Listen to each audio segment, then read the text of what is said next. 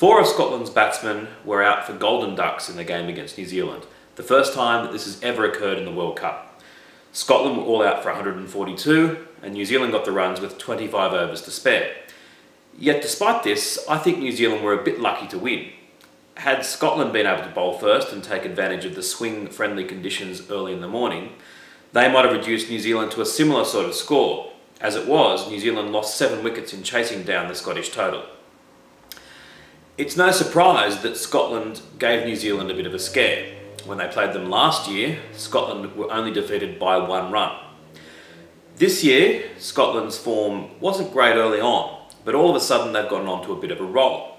In their game against Afghanistan, they demolished them by 150 runs in Abu Dhabi.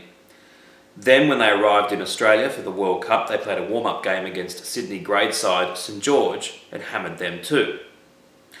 Now that mightn't sound too impressive, beating just a club side, but it's worth noting that St George are one of the greatest clubs ever who've produced several superstars, headed by none other than Don Bradman.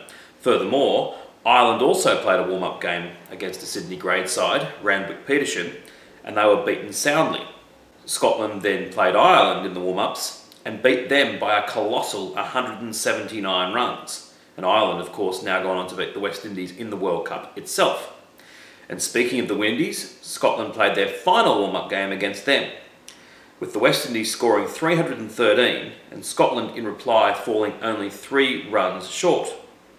So I'm interested to see how Scotland go against the other 3 big names in their group: Australia, England and Sri Lanka. My prediction is that they'll cause at least one of those sides a deal of trouble and may even go on to beat one of them. And I think that Scotland are a realistic chance of actually making the quarterfinals, so keep an eye out for them. But does anyone in Scotland actually care? They're a nation almost famous for how much they actually hate cricket. Well, their current First Minister, Nicola Sturgeon, has sent out a tweet of support, as did their former First Minister, Alex Salmond. But when I went to the website of one of Scotland's major newspapers, the Daily Record, they have 74 articles about sport on their sports homepage. Not one of them mentions cricket. That was day 4 at the Cricket World Cup.